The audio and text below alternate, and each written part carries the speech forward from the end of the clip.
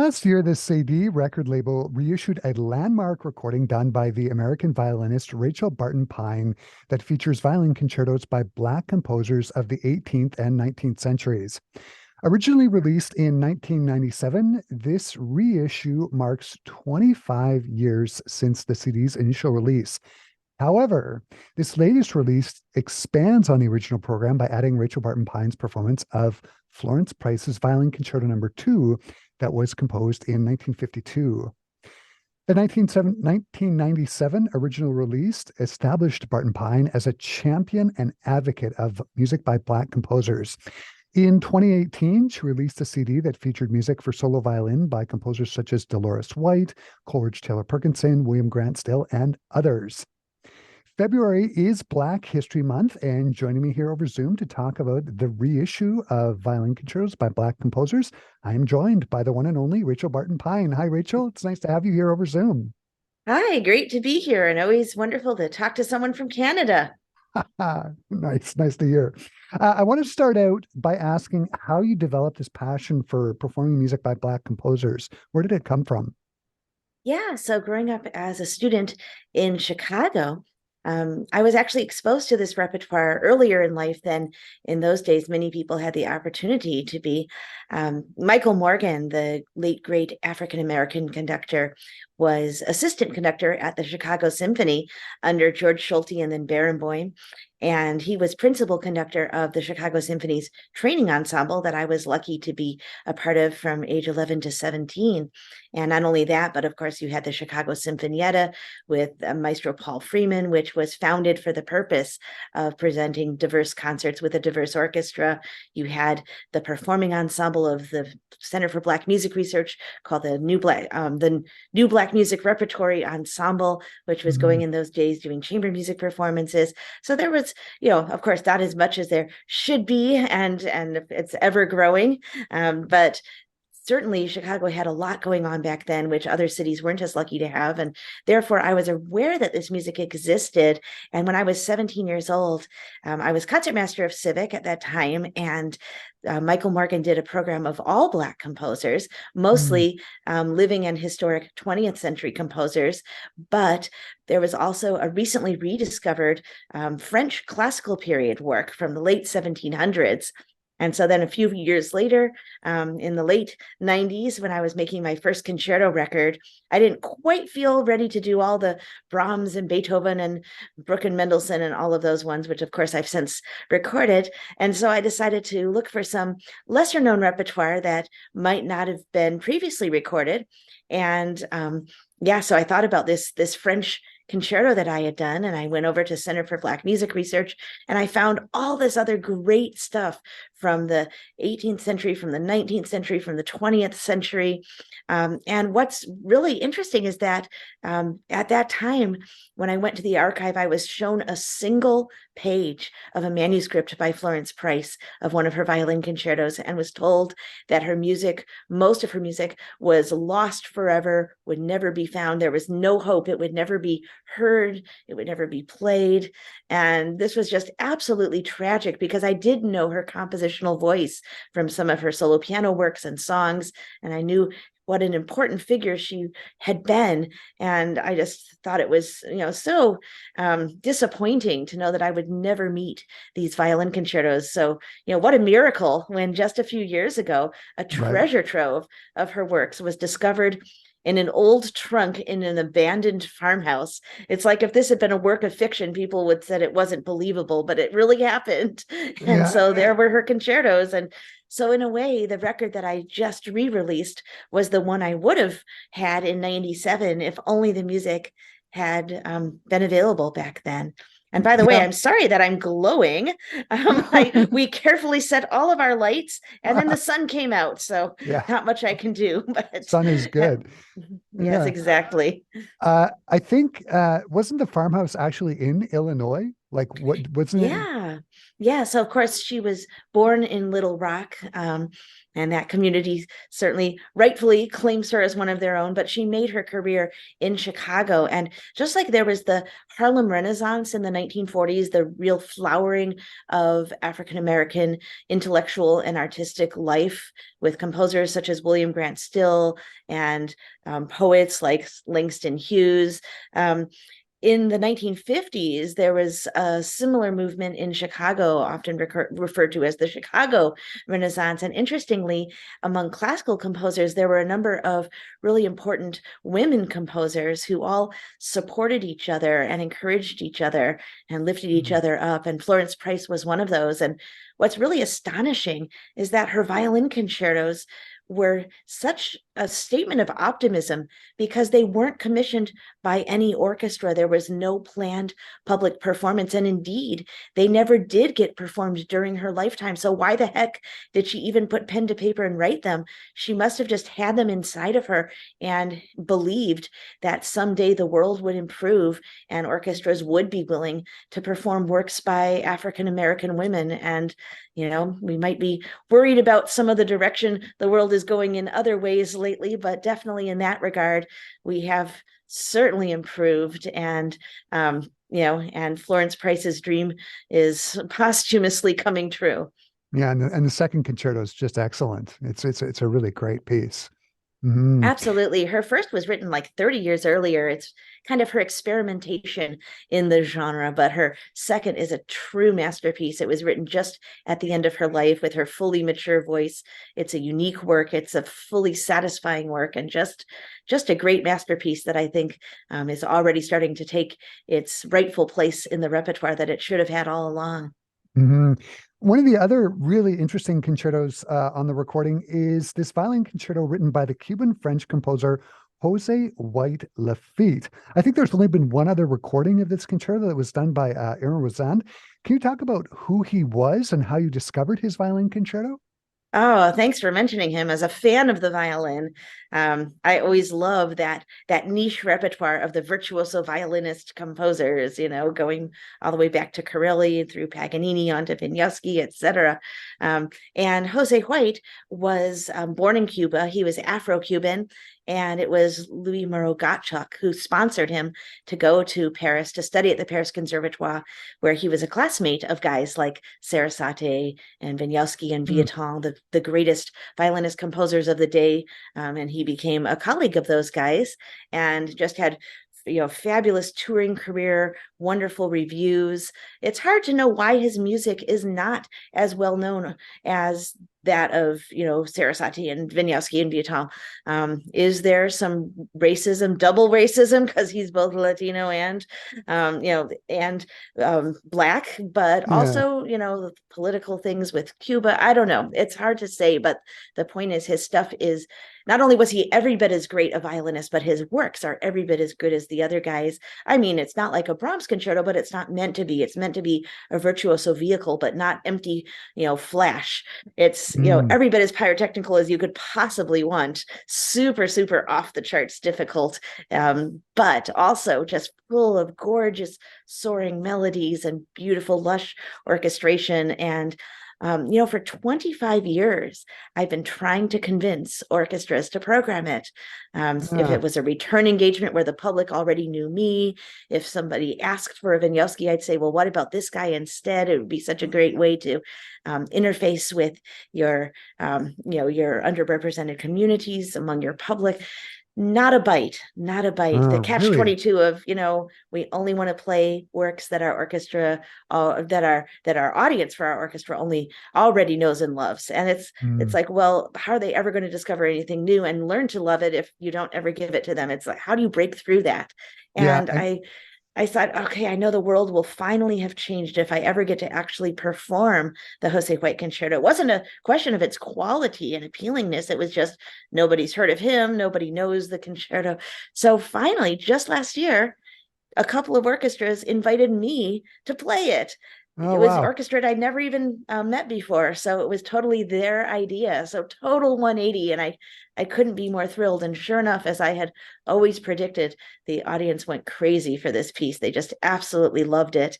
And I'm super hopeful that I'll get to perform it many more times and that hopefully other violinist colleagues will pick it up and it'll, start being one of those pieces that we all know and love. Yeah, I was listening to it, and it's like this is a beautiful, romantic, lush concerto. Why have we not heard of it? I mean, I was reading also that it wasn't published until 1976 or something. Is that right?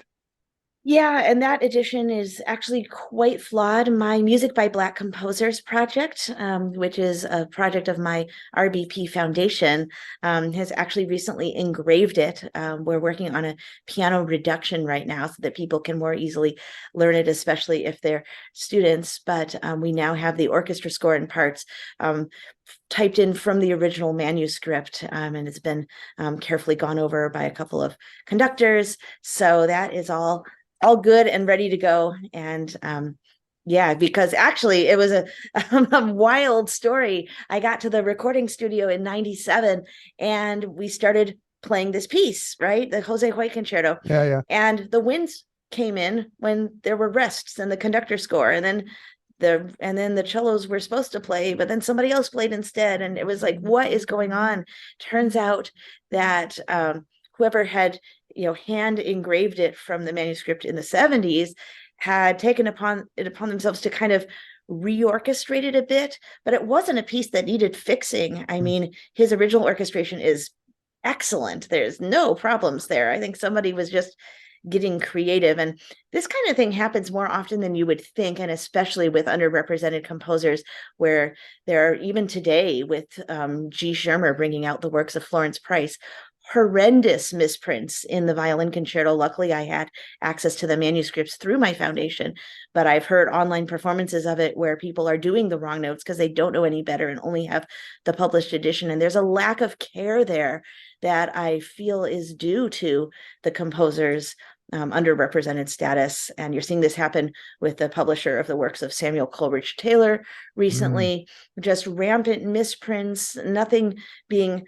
treated with the degree of just attentiveness and carefulness and good best practices of urtext editions and so on that you would see if it was a lost treasure trove of works by Brahms or Beethoven or anybody white male and European. So this is there are still issues to be addressed for sure. yeah, yeah, yeah, yeah. Last week I was actually chatting with one of the violinists of I don't know if you've ever heard of them, the Catalyst String Quartet. Oh They're my gosh, not only have I heard of them, they're old friends. Their first violinist has been a recipient of my RBP Foundation. Ha! I was talking with Carla Yeah, Donahue Carla. Perez, and she was mentioning in passing that about a couple of years from now, they're going to be putting out a recording of the complete string quartets of Joseph Boulogne, the Chevalier de Saint Georges. And she says to me, the violin parts are hard. How is the violin writing in his violin concertos? Yeah, so it is definitely virtuosic stuff. It's interesting. He was considered to be one of the greatest swordsmen in all of Europe, as well as the greatest violinist of his generation in France, and one of the greatest composers in France. I mean, just an amazing guy. Actually, a friend of mine had a great analogy. He said, think of someone who is simultaneously Michael Jordan and Michael Jackson. Like, that person doesn't even exist these Yeah, days, but right. he once did. He was like this great Olympic athlete and this superstar musician. And maybe there's something to the eye-hand coordination for the sword and the bow. And it's interesting because my father was actually captain of his fencing team at University of Chicago. And whenever I do certain bow techniques, I think about my genes and where I might Right, have right. got that from. So but yeah, so Chevalier de Saint Georges, it's funny because then and now people sometimes refer to him as the Black Mozart. And it's a little cringe. Yeah, on the one hand, it tells you what time period he's from, it tells you the esteem in which he's held, but it's actually literally backwards because Bologna was the slightly senior composer, and his music inspired the younger Wolfgang. And Ah, in fact, Mozart's Sinfonias Concertants were directly inspired by Bologna's Sinfonias Concertants.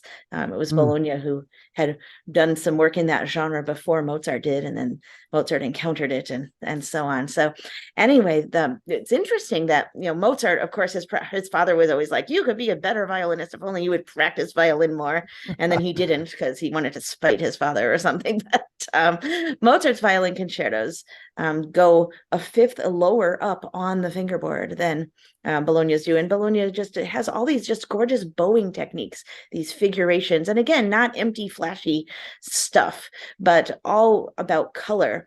In a way, for me, artistically, it's more fascinating that these are violin concertos from France than that the composer happens to be of African descent. I mean, of Mm, course, representation and all of that is super important, but from a purely violinistic perspective, when do we ever hear any French classical period violin concertos by anyone, right? yeah, We yeah, always right. hear that German, Austrian stuff. If we're not listening to Mozart and Haydn, we're listening to guys like Dittersdorf or Hoffman, Stamitz or Hofmeister, Hofmeister, yeah. these kind of, nice, pleasant B-list guys. And so here's something French, and it's a very different aesthetic, even in a macro way. Like there are no first movement cadenzas in the violin concerti as there are in the usual German ones. Mm, And they're just charming and full of color. There's pizzicato in the orchestra. There's just all kinds of interesting stuff, and very melodically inventive. In the concerto that I recorded in A major, he starts with a particular theme that, even though he's more or less following sonata allegro form, he never returns to that opening theme because he's just got so many others going on. And mm, yeah, the last movements are always rondos, but with a contrasting minor key section in the middle. Yeah, it's great stuff. And mm. he wrote these 6 violin duets, which are absolutely wonderful. Um, yeah, it's wonderful that he's seeing a resurgence. The one thing I always want to caution people of is, we're starting to see a few key names, right? Florence Price and Chevalier de Saint Georges, William Grant Still, Yep. George Walker, Samuel Coleridge-Taylor, of the historic composers, and then some living composers like, people celebrated at the Grammys last night, like Jesse Montgomery and guys like Carlos Simon. And, there's a handful of those. And this is a huge improvement. Now we know, a dozen composers who are Black, who we never used to hear, we never used to talk about, we never used to be aware of in general. But mymusicbyblackcomposers.org website has directories of more than 150 historic Wow. composers, more than 300 living composers. There's still so much more to discover. And I always want to say to people, don't think you've done your due diligence by playing those few composers that you heard somebody else play. Explore lots of others and figure out what you yourself are particularly passionate about, because there's so much variety and there's so much quantity of great stuff. Hmm, hmm. Um, so the CD was released originally in 1997. That's now more than 25 years ago. Have you seen have you seen changes in orchestral programming since the original release in regards to Black composers? Like what's your feeling on that? Like for me, I'm just thinking off the top of my head, the recording that the Philadelphia Orchestra made of a couple of Florence Price's symphonies. Like, are you seeing more and more Black music being programmed by orchestras in the States? Oh, What do you think? absolutely. And just more openness. I think audiences also are realizing, instead of being afraid of, well, if I don't already know it, then it's probably lesser stuff. Or if I don't already know it, I might not like it. I might not enjoy discovering something new. But I think having a trust that the performing arts entities that you know and love, whether it's an orchestra or a concert series or an artist, that they're curating things for you, in a very thoughtful way that, you're going to really love what you're going to come and hear. And I think audiences are also realizing, wait a sec, this is stuff that would have been part of the canon, right? Right. We're not playing it out of tokenism. We're not playing it out of social justice. That might have inspired a lot of organizations to start looking at this repertoire, no doubt. But the reason for continuing to play this stuff, the reason for embracing it, is because of its quality, first and foremost. And if the so-called canon had been based on quality alone, these works by composers of color and women composers would never have not been in the canon, right? So what we're doing is actually kind of fixing things to what they would have been. And if we don't get all the great music, we're all missing out. Yeah. And the classical conversation is less rich without everyone's participation. So it's just been really exciting. And also in the pedagogical realm, with the publication from my foundation of our pedagogical volumes for young children, with all of these works, to see teachers that are doing it because they love the melodies, because they find it pedagogically helpful in various ways. Again, not because it's Black and I should, but Yeah. Right. because it's all these other things. And yay, it's also diverse. And so, this is just, I'm very optimistic about the way that the world is going. There's a lot more work still to be done, but this is definitely heading in the right direction. And at first I was worried, okay, is this going to be a fad? We did it this one year and now we can say we did, and that's Right. that. And then we move on to some other fad, right? But I don't think that's the case, because once people hear this music, they're going to want to hear it again, just like any other great music, and it's here to stay.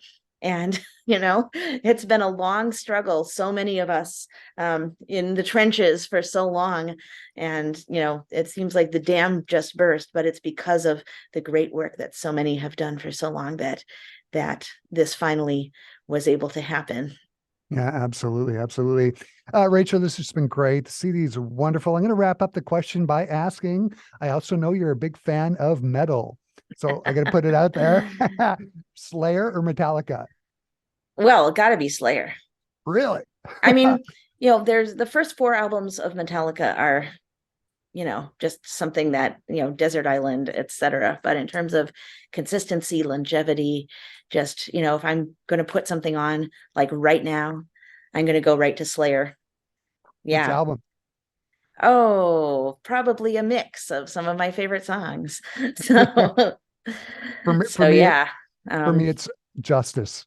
Totally. Okay. Yeah, I'm that, I'm that age. Yeah, oh Justice my for gosh, all. total bonding moment, Yeah, because like, okay, people always say it's puppets, and like I can sort of intellectually agree with that, but yeah, just I think it's kind of like, what was your first Cirque du Soleil show? Something about like your first metal. Yeah. And for me it was Justice, and I always come back to Justice. And especially now with Justice for Jason, with the good mix, it's like you just can't go wrong. That's the one. That's the one that I would have to take to that desert island for sure. perfect. Rachel, this has just been great. I love the recording. All the best. And thanks so much for taking the time to talk with me today. This has been so much fun. Thanks for having me on.